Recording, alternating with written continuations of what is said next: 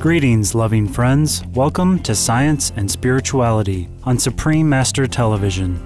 Dr. Bruce Lipton is an internationally recognized authority from the United States on the connection between science and the spirit. Dr. Lipton is the author of several books, including The Biology of Belief, Unleashing the Power of Consciousness, Matter, and Miracles. By training, he is an expert in cell biology and is a former medical school professor and research scientist. His research work in the 1980s at the prestigious Stanford University, USA, showed that the outer layer or membrane of our cells is the equivalent of our brain. By processing information from the outside environment, the cell's brain can affect changes inside the cell. He has found scientific evidence demonstrating that our beliefs manifest themselves at the level of the cells in our bodies. Dr. Lipton says that by modifying these beliefs, we have the power to fundamentally change our lives for the better. Last week, we brought you part 1 of Dr. Lipton's fascinating talk entitled Nature, Nurture, and the Power of Love, which concerns conscious parenting, or how parents can set the best possible foundation for a child's future. Now, we will present more highlights from his lecture in part 2 of our program.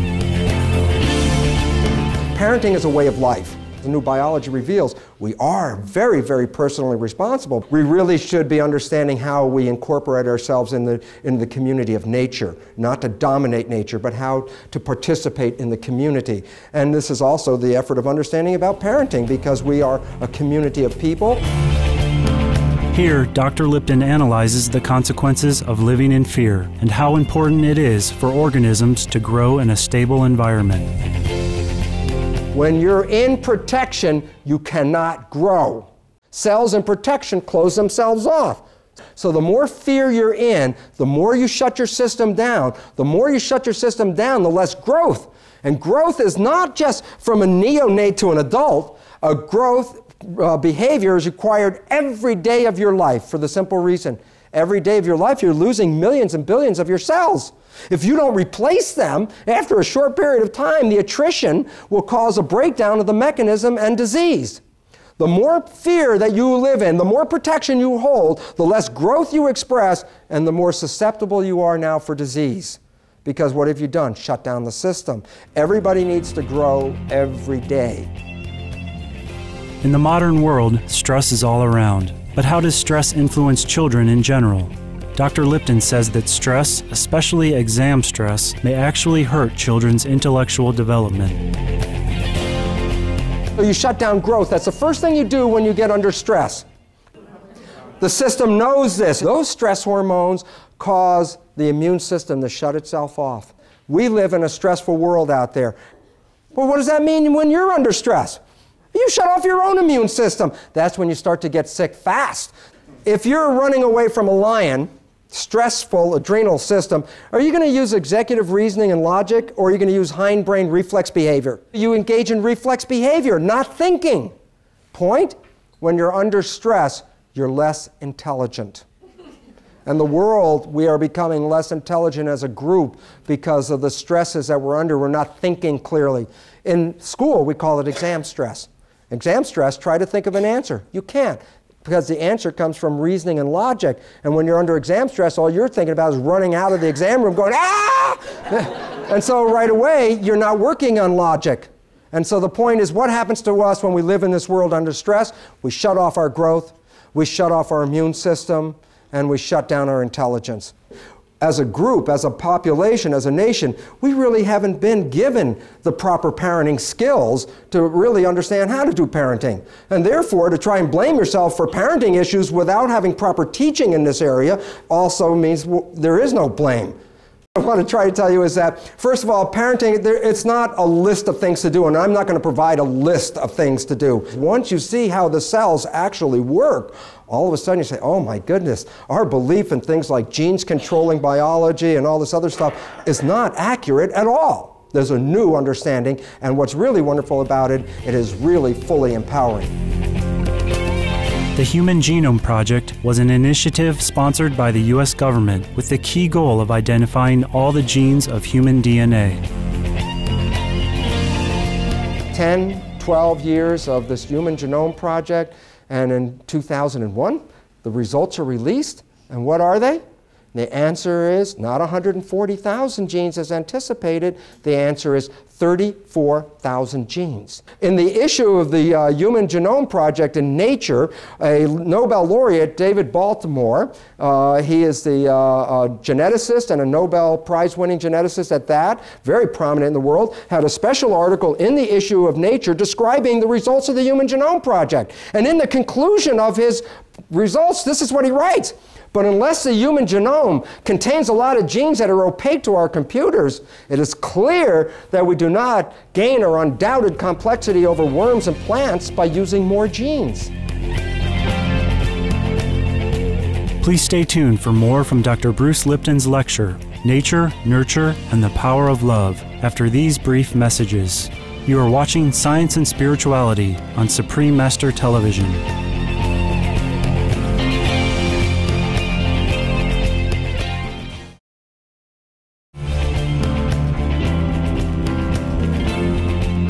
Welcome back to Science and Spirituality.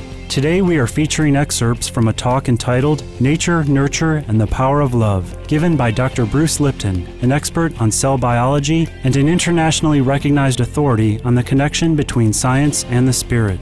In this part of the lecture, Dr. Lipton will explain the interplay of the subconscious and conscious mind in human development. Also, he discusses how a child's intelligence is affected by their prenatal or even preconception environment. We acquire instincts from genetics, and learned habits are stored in the subconscious. And the third level of perception is the conscious mind, which is creative, which is different than the subconscious mind, which is just learned habits. The conscious mind can create new ones. So the conscious mind is really important. The imprints were laid down just before the fertilization. So it's the attitudes of the parents within the few months before that conception that are selecting an imprint that will determine some very fundamental shapes and characters of their future baby. This brain is half the size of that brain. 50% of a child's intelligence can be determined by the prenatal environment and preconception environment. You can shortchange a child's intelligence 50% by living in fear. Conscious pregnancy. It's a very important understanding. So what's going on during the pregnant period between the parents is totally influencing the expression of this child and the future of this child. So rather than our belief that the mother is just providing nutrients, we must add this important fact: she provides information. She provides information about the environment. We're now beginning to realize that the prenatal environmental conditions profoundly change the physiology and development of the child. A new analysis shows that genetic influences may be weaker and prenatal environmental influence is greater than previously appreciated. It has now been demonstrated that intelligence is approximately 48% determined by genes, 52% determined by environment. Meaning, in a completely toxic, noxious environment, you can shortchange the intelligence of your child 50%. Just by your responding to that environment. How does a newborn baby feel and learn? How does the brain develop in the first few years? From before birth to 2 years of age, a child will express predominantly delta activity, which is very low frequency brain activity. When we express that, we're essentially sleeping or not being conscious. Okay? And it doesn't mean the child's unconscious, like knocked out. The child is totally present, but not engaged in what's going on. It's seeing it, observing it, and downloading it, but doesn't like interfere with the download, doesn't say, gee, that was a good behavior, that was bad behavior. It just watches you and learns the behavior. It's not being consciously involved in the learning. Subconsciousness is not consciousness. Consciousness is creative. Subconsciousness are tapes. Where did you get the tapes? Your subconscious was programmed before birth up through 6 years of age without you even being involved. You learned tapes about how to live.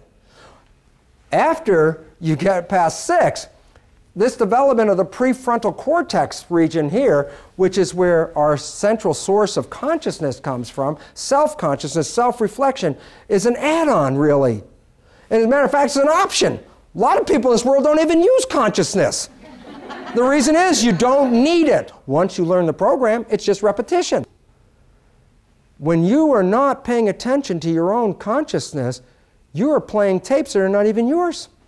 And you don't even see it, because the subconsciousness works imperceptibly. It's so fast that it doesn't even engage consciousness. Finally, Dr. Lipton talks about awareness and community living, which are spiritual in nature. When you live in a community, you share awareness. You might only be able to have one on your own, but when you live with 15 others, you get to share their awareness. So the purpose of coming together in a community was to expand awareness. Whether it's a single cell coming into a cellular community or a single human coming into a human community, it's the same evolutionary drive. More awareness, greater survival. In community, cells defer their own intelligence to follow the central voice. In other words, a community cannot exist if every member in the community does what they want to do. A community exists because we work together for a common goal and a common end. So there's a commonality to the thing, a plan that we're all following, a central voice. We would like to extend our appreciation to Dr. Bruce Lipton for providing his insights on child development and parenting, and for reminding us that above all, love is the most important element in life. Thank you, our caring and intelligent viewers, for joining us on this edition of Science and Spirituality. Now please stay tuned for Words of Wisdom next, after noteworthy news, here on Supreme Master Television. May all children be blessed by heaven and reach their full potential.